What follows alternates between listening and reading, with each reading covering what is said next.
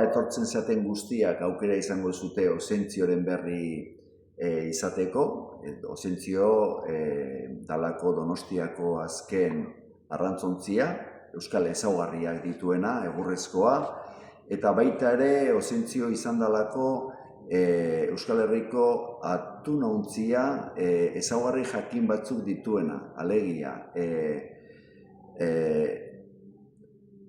Bela garaiko arrantzatik datorkiguna. Ozentziok garatu zuen edo mantendu zuen teknika dalako sasiko arrantza, hori deitzen zaio, bikaina beraundi alde bietatik zabaldurik, horrela harrapatzen zituelako hegalusiak.